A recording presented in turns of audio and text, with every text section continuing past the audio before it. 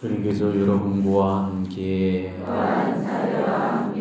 마르코가 전한 거룩한 복음입니다. 그뒤에 바리사이들이 와서 예수님과 논쟁하기 시작하였다. 그분을 시험하려고 하늘에서 오는 표징을 요구하였던 것이다. 예수님께서는 마음속으로 깊이 탄식하시며 말씀하셨다. 어찌하여 이 세대가 표징을 요구하는가? 네가 진실로 너희에게 말한다. 이 세대는 어떠한 표징도 받지 못할 것이다. 그러고 나서 그들을 버려두신 채로 다시 배를 타고 건너편으로 가셨다. 주님의 말씀입니다. 그리스도님 참여합니다.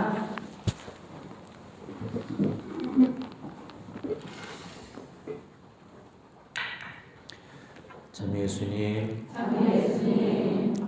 아주 오랜만이지요. 네. 한 2달 만에 제가 오늘 미사를 하는 것 같아요. 그만큼 이상하게 또 전례 이 분담이 또 그렇게 될 수밖에 없었습니다. 부마와 구마라는 주제로 계속 11번째 강의를 하고 12번째 지금 강의를 지금 오늘 해야 되는데, 오늘은 그보다도 더 중요한 좀 복음을 놓고 여러분들과 이야기를 좀 나누려고 해요. 왜냐면은 오늘 이 복음은 다 우리한테, 사실은 바리사이들한테 해당되는 이야기인 듯 들리겠지만은 사실은 우리 모두에게 다 해당되는 그런 말씀이기 때문이죠. 자, 성경이란 것은 하느님이 인간을 사랑하시는 그런 사랑의 흔적이 담겨 있는 그 책이죠.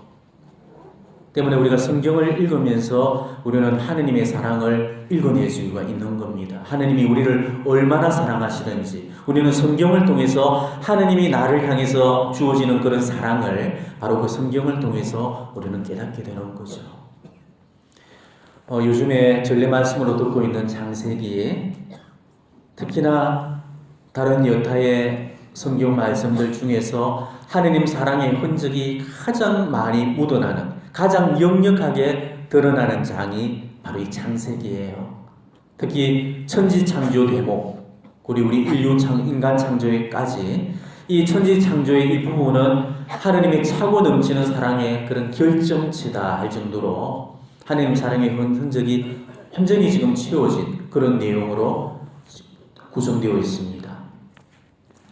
자, 하느님께서 이 세상을 창조하실 때 인간 창조를 제일 마지막 순서로 미루셨죠. 모든 피조물들을 다 창조하신 다음에 제일 마지막으로 인간을 창조하셨다는 거예요. 왜 그랬을까요? 인간이 살아갈 수 있는 그런 삶의 터전을 마련해 주기 위해서였죠. 자, 만약에 순서를 바꿔가지고 인간을 먼저 창조하시고 그 다음으로 세상을 창조하셨다 그랬다면은 아마 인간은 세상이 다 창조되기도 전에 이미 죽고 말았을 겁니다. 빛도 없었죠. 육지도 없었죠. 먹을 것도 없었고 도저히 인간이 살아갈 수 있는 그런 환경이 갖춰주지 않았거든. 근데 하나님께서는 인간이 살아갈 수 있는 그 환경을 완벽하게 갖추어 주신 다음에 그리고 인간을 창조해 내셨습니다. 그러니까 우주 만물 삼라만상이라는 것은 누구를 위해서 창조된 거죠? 우리 인간을 위해서 창조되었다는 거죠. 자, 이것만 보더라도 우리 하나님이 우리 인간을 얼마나 사랑하시는지 우리는 깨달을 수가 있다는 것이죠. 마치 아기의 출산 준비를 위해서 옷이며 장난감이며 그런 걸 마련하러 다니는 아버지의 심정과 같이, 혹은 딸을 시집 보내기 위해서 그 혼수 물품을 준비하러 다니는 그런 엄마의 심정처럼 어쩌면 그것이 하느님의 인간을 향한 그런 사랑의 마음이 아니었을까, 저는 그런 생각을 해봤습니다. 그리고 하느님이 이 세상을 창조하실 때 모든 만물들은 뭐로 창조를 하셨죠? 당신의 말씀만 가지고 창조를 하셨죠. 생기라 하시자 생겨났다 이렇게 되어 있습니다. 말씀 한마디로 그냥 간단하게 창조를 하셨어. 그런데 유독 인간을 만들어내실 때는 굉장한 공을 들이시죠. 당신 손에 직접 흙을 묻히시고 또 그것을 일일이 다듬는 그런 수고와 공을 들이시게 됩니다. 그것도 당신 모습을 본떠서 기쁘게 만드시고 또 거기다가 당신 생명의 숨결까지 불어넣어 주시죠. 그러니까 보통 정성이 아니죠. 이만큼 공을 들이고 열과 성을 다해서 우리 인간을 창조해 내셨다는 거예요. 하느님 사랑의 가장 큰 흔적이 묻어나는 표현이 뭐냐면 이렛날 쉬셨다라는 그 표현이에요. 우리는 이렛날 쉬셨다, 이게 뭔가 이게 하느님 사랑이 드러난 표현인가 생각하는지 모르겠지만은 인간 창조에 얼마나 하느님께서 그 공을 들이셨으면 그 전지전능하신 하느님께서도 뻗어서 쉬셔야 될 만큼 그렇게 힘을 다 쏟았겠냐는 말이죠. 그러니까 인간을 창조하는데 당신의 남은 힘을 다 쏟아부으셨다는 것입니다. 하느님은 그만큼 우리를 사랑하셨다는 거죠. 아담과 하와가 죄로 말미암아서 에덴 동산으로부터 추방되었을 때도 나뭇잎으로 가려졌던 그 엉성한 옷을 입고 있었죠. 하느님은 그것을 다 벗겨내시고 어떤 옷으로 갈아입혀 주십니까? 가죽 옷으로 갈아입히고 내보내시죠. 또 카인이 죄로 말미암아서 쫓겨날 때도 이마에 표식을 주시죠. 그러면서 그 표식을 보고 사람들이 카인을 죽이지 못하도록 지켜주셨던 겁니다. 쫓아내는 순간에도 당신의 사랑만큼은 거두지를 않으셨다는 거죠. 이게 바로 하나님의 사랑이라는 거예요. 무엇보다 하나님의 가장 뚜렷한 그 사랑의 증표는 누구시죠? 예수님이시죠. 요한 사도께서도 분명히 말씀하셨습니다.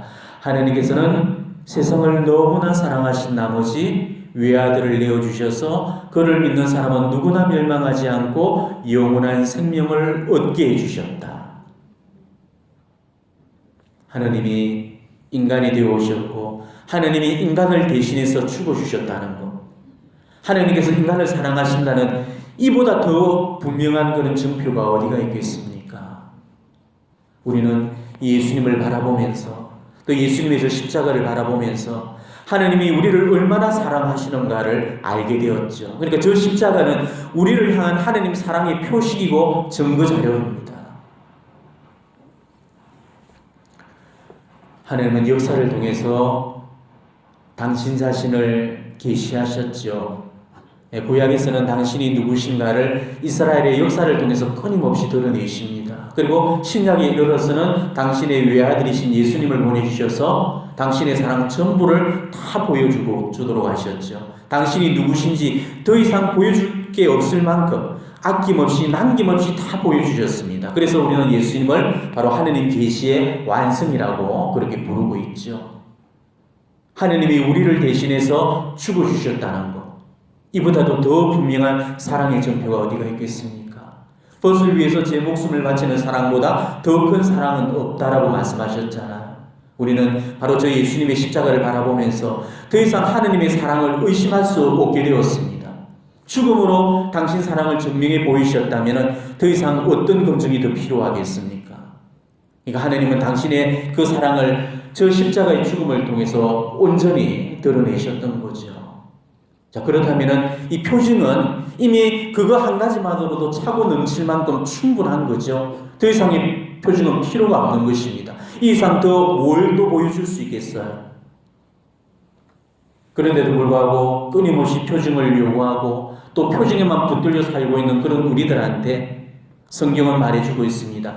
예수님이 표징이시고 예수님의 저 십자가가 표징이고 더 이상의 아무런 표징도 필요 없다는 것을 성경이 그것을 지금 말해주고 있는 거죠.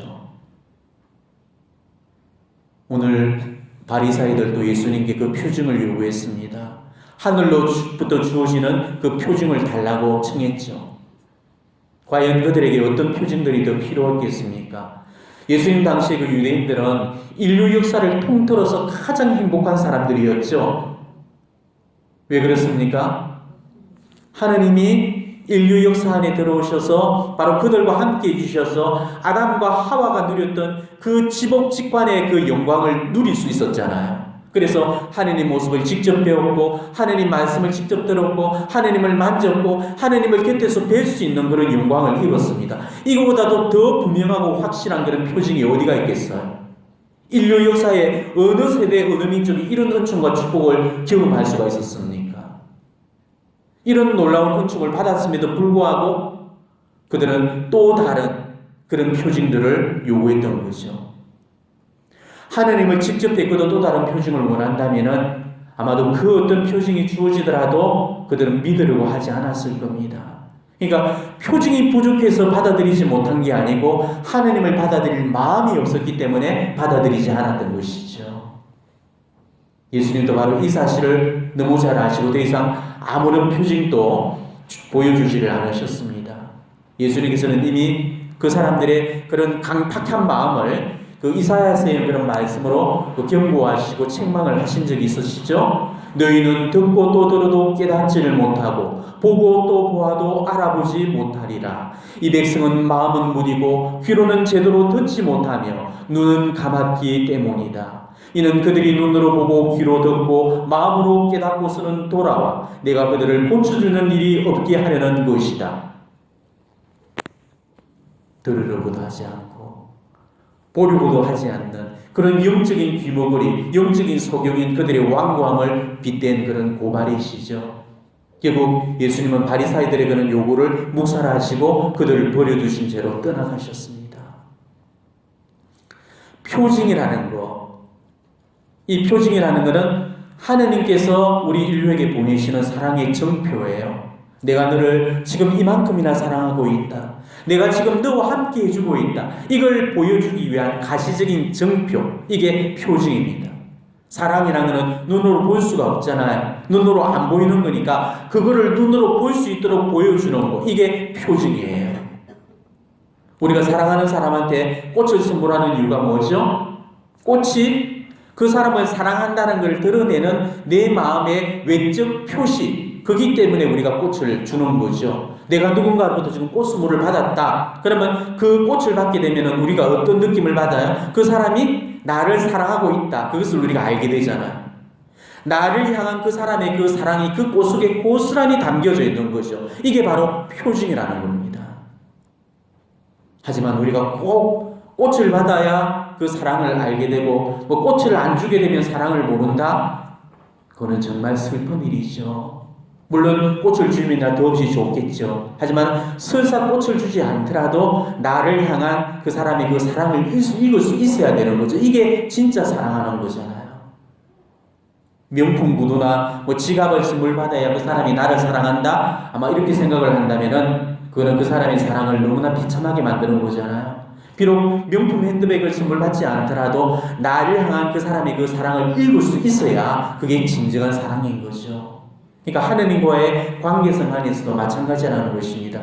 표징이 주어져야 믿는 거하고 표징을 보지 않고서도 믿는 거, 어느 게 더 순수하고 순결한 사랑이 되겠습니까?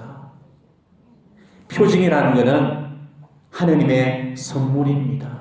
선물은 좋은 거죠? 선물 받아서 기분 나쁜 사람이 어디가 있겠습니까?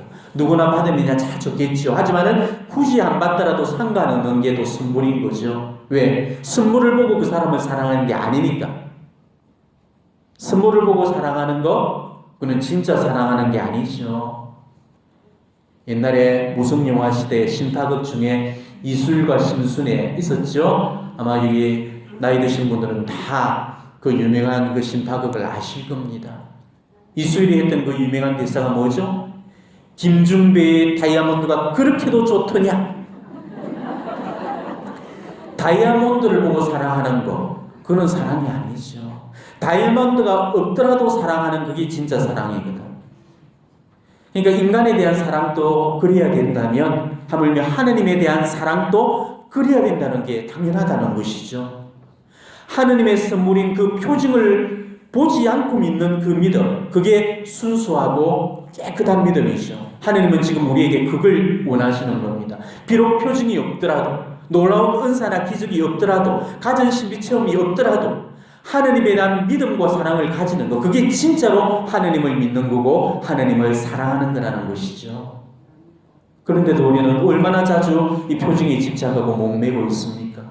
기도하면 족족 응답이 주어져야 되고, 때로는 어떤 환시나 환증도 들려주셔야 되고, 내 삶의 치유도 일어나야 되고, 예언도 주어져야 되고, 은사의 능력도 받고 싶고, 손바닥에 뭔가를 올려주셔야만 믿는 게 신이 나고, 치워주는 선물이 없으면 믿는 게 시들해져 버리거든. 지금 이렇게 기복적인 신앙을 살고 있는 사람들이 이 열심한 사람들 속에 차고 넘치고 있다는 것이죠. 그런 거는 이 신앙의 본질을 잃고 변질과 타락이 일어나는 그런 경우죠. 이렇게 그 신앙적인 타락이 일어나는 사람들이 얼마나 많은지 몰라요.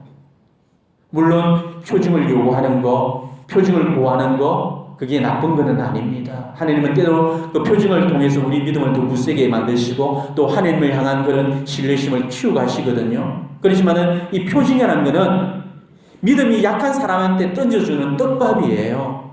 믿음이 강한 사람들한테는 전혀 불필요한 것이죠. 그 사람은 표징이 없어도 하나님 잘 믿습니다. 표징에 상관없이 하나님을 사랑하게 되어 있거든요. 하지만 믿음이 약한 사람들한테는 그러지가 못하죠. 어떤 가시적인 선물이 딱 주어져야만이 하나님을 믿을 수가 있고 하나님을 사랑해 드릴 수가 있는 거죠. 그래서 하나님이 떡밥을 던져주시는 겁니다. 믿음이 하도 약하니까 믿도록 하기 위해서 그 방편으로 떡밥을 하나씩 던져주시는 거죠. 우리가 신앙생활을 하다 보면은 어떤 현실적인 그런 문제에 부닥칠 때가 참 많습니다. 분명히 하나님 계시는 것은 다 알고 있는데도 사는 게 너무 팍팍하고 힘들다 보면은 지쳐서 하나님 원망도 하게 되고 또 자기가 처한 현실도 부정하게 되고 신앙도 다 내동댕이 쳐버리고 싶을 때가 있죠. 나 이제 그만 예수님 믿을래. 나 이제 성당 그만 안 다닐래. 믿어봤자 좋은 일 하나도 없어. 그런 말 우리가 함부로 쉽게 꺼내잖아요. 바로 그럴 때 이 하나님께서 그 영혼에게 사랑하시는 방법이 떡밥이라는 것입니다.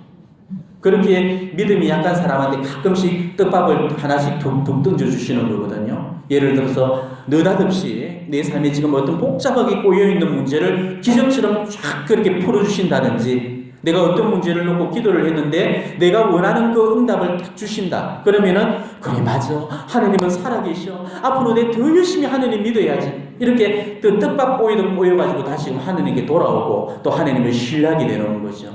하나님이 바로 그걸 노리시고 이 떡밥을 던지시는 거예요. 토마 사도를 한번 보십시오.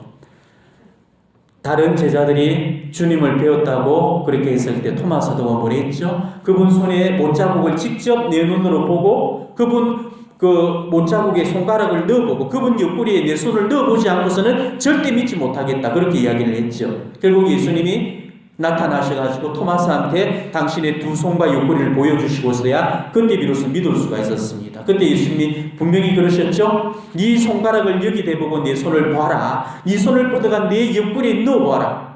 그러면서 의심을 버리고 믿으라. 그러면서 나를 보고서야 믿느냐 보지 않고 믿는 사람이 행복하다. 그렇게 말씀하셨죠.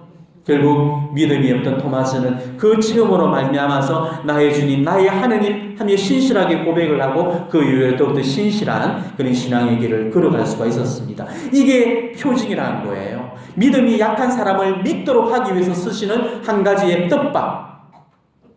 그렇지만은 믿음이 강한 사람한테는 그런 떡밥이 필요치가 않습니다. 예를 들어서 그 토마스 사도와 또 토마스 사도를 주보 성인으로 모시고 있는 토마스 아퀴나스 성인을 보면은 우리가 참 재미난 그런 대비를 할 수가 있을 거예요. 자, 토마스 사도는 부활한 예수님을 의심하면서 내 눈으로 보지 않고서는 절대 믿지 못하겠어. 그렇게 이야기했죠. 근데 토마스 아퀴나스 성인은 성체를 바라보면서 뭐라고 했습니까?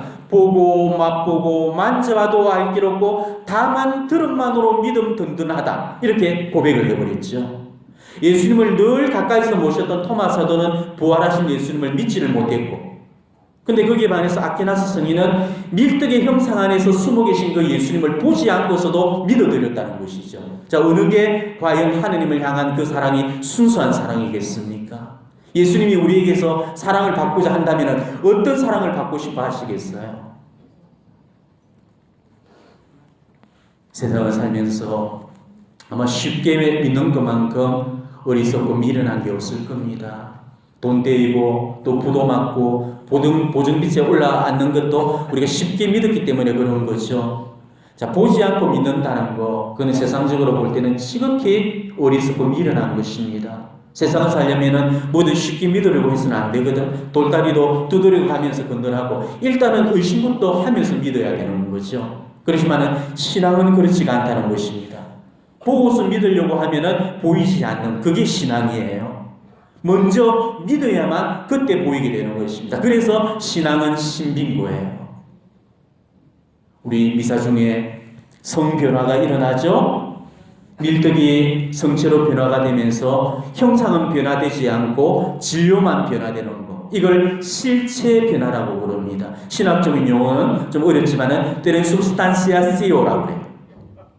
그리고 그 성체 속에 예수님이 참으로 현존해 계신다는 것, 이거를 실제 현존이라고 해요.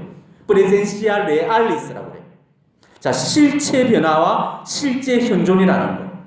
불신자의 눈으로 볼 것 같으면 그것은 거짓말 같지만은 보지 않고 믿는 믿음의 눈을 갖고 보면은 그게 신비라는 것을 알게 된다는 것이죠. 그래서 사제가 그 축성을 한 뒤끝에 뭐라고 그럽니까? 신앙의 신비어라고 외치는 거죠.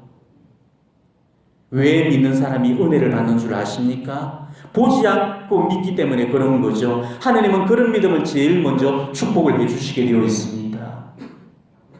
우리 모두가 어쩌면 그런 의미에서 보자면 모두가 은혜를 받은 그런 사람들일 거예요.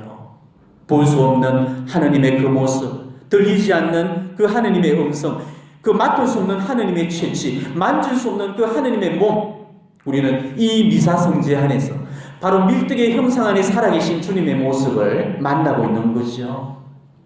하나님은 당신 모습을 성체 속에 꼭꼭 지금 숨기고 계십니다. 하지만 우리는 그 감추인 모습 속에서도 그 보이지 않고도 나의 주님, 나의 하나님이라고 우리 신앙을 고백하고 있잖아요.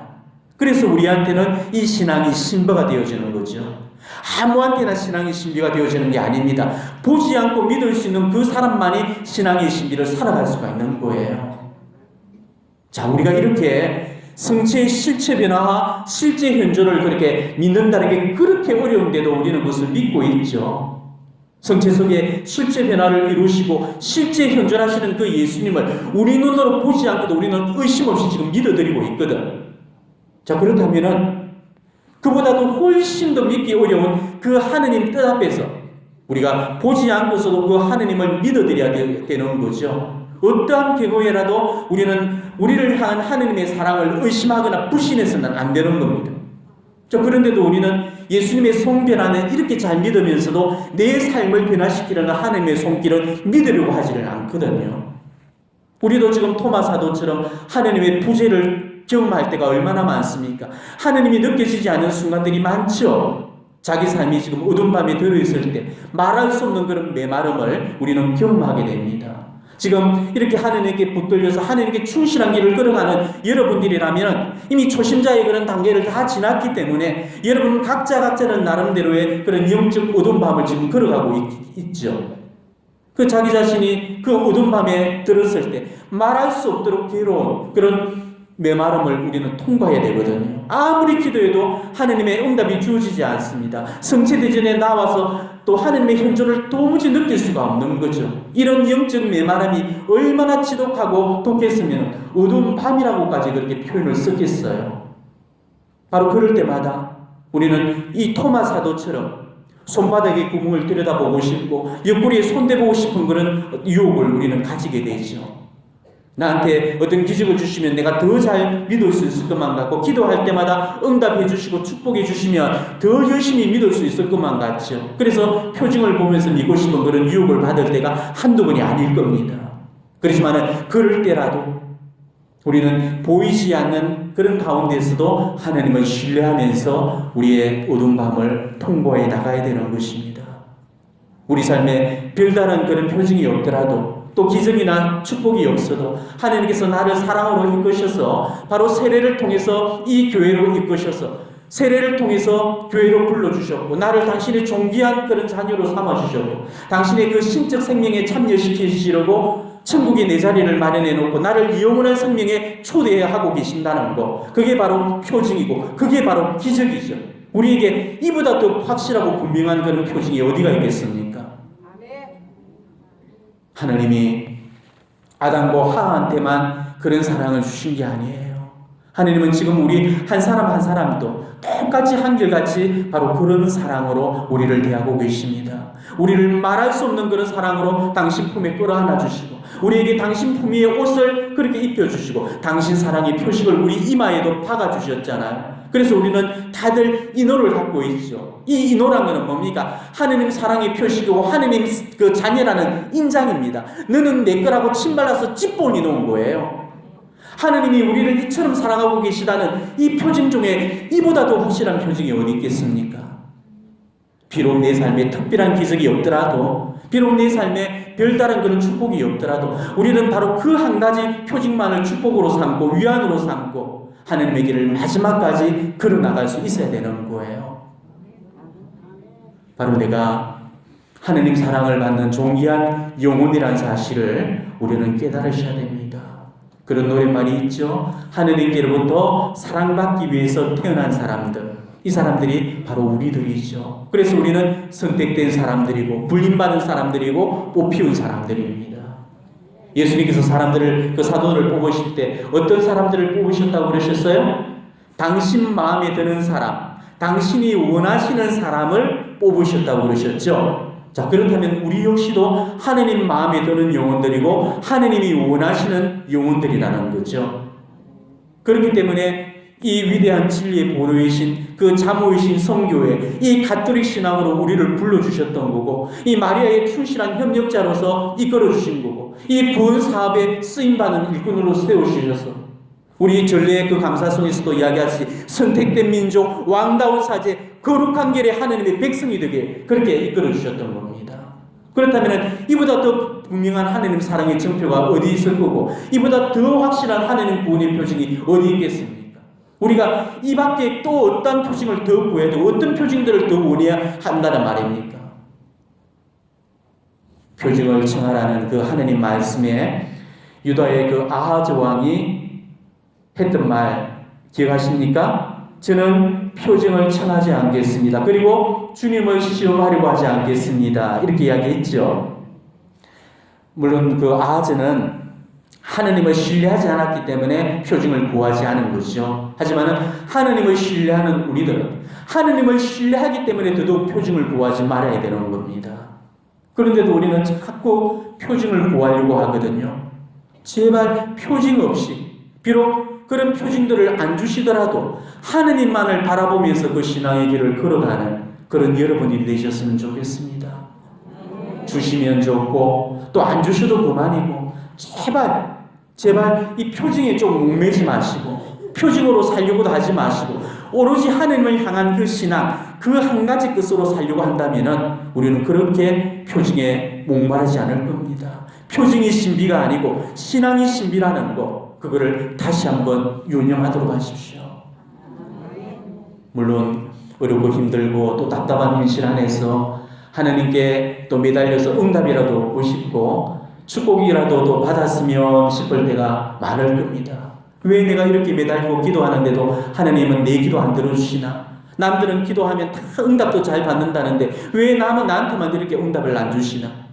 내 기도에 응답이라도 좀 주시고 기적이라도 좀 보여주시고 표징이라도 좀 내려주시면 내가 더 잘 믿을 건데, 끊임없이 침묵만 짓고 계신 그 하나님 바라보면서 때로는 하나님이 야속하고 때로는 하나님이 원망스럽고 그럴 때마다 기도하기도 싶고 다 엎어버리고 싶은 그런 순간들도 분명히 있을 겁니다. 그렇지만 그럴 때라도 우리가 하나님을 향한 그런 신뢰심을 잃어버리지 말고 하나님 한 분만을 바라보면서 한구이 우리의 믿음의 길을 걸어나가야 되는 것입니다. 어떠한 표징들도 구하려고 하지 마시고 오로지 하나님만이 가장 내가 믿을 수 있는 표징이란 그 한 가지만을 절대 놓쳐서는 안 되는 것이죠. 표징이 선물이 아니고 하느님이 선물이십니다. 우리는 하느님께로부터 가장 놀라운 선물을 지금 받고 있거든요. 우리는 하느님을 선물 받은 사람들입니다. 그렇기 때문에 하느님을 믿는 이 신앙 자체가 은총이고 축복인 거죠. 하느님이 내 삶에 주시는 가장 강력한 그 표징이고 기적이고 축복이라는 것, 그게 하느님을 믿는 그 믿음으로만 우리가 살아간다면 하느님께서 분명히 우리 삶에 보증이 되어주시고 힘이 되어주실 줄로 믿습니다. 지금까지 우리는 늘 그런 식의 기도만 바쳐왔죠. 하나님 이런 것도 주시고 또 저런 것도 주시고 제 기도 좀 들어주시고 제가 청하는 응답들 내려주셔요. 그렇지만 우리가 하느님을 축복으로 삼고 살아간다면 정말 앞으로 우리 기도가 조금 좀 바뀌어졌으면 좋겠습니다. 하느님, 저는 아무것도 필요 없어요. 그저 하느님 당신만 계시면 다른 건 원치 않아요. 축복 안 주셔도 좋고요. 은총 안 주셔도 좋고요. 제 기도에 응답 안 해주셔도 좋아요. 저는 당신만 계시면은 그저 당신 한 분만으로 저는 만족하고 감사해요. 그러니 당신만 제 옆에 꼭 계실 줄 알아요. 오늘부터는 정말 하나님께 표징을 달라고 청하지 마시고 하나님을 달라는 그런 기도를 할 수 있는 그런 여러분들이 되셨으면 좋겠습니다. 기적과 응답과 축복 따위를 바라지 말고 기적의 주인이시고 응답의 원천이시고 축복의 그늘이신 분만 구하십시오. 베드레사 성령 말씀처럼 하나님 한 분만으로 만족할 수 있어야 되는 거죠. 설령 내 삶에 기적이 일어나지 않더라도, 설령 내 기도에 응답이 없더라도, 설령 내가 원하는 축복을 받지 못한다 하더라도 우리는 하나님 한 분만으로 충분하고 만족하고 감사한 그런 삶을 살아갈 수 있어야 되는 겁니다. 그래도 우리에게서 청해야 될 것이 있다면 내 고통 없어지는 그런 기적보다는 그 고통을 이겨나갈 수 있는 기적을 청하시고 내 십자가 치워지는 그런 기적보다는 그 십자가 잘 치고 나갈 수 있는 그런 기적을 청하도록 하십시오.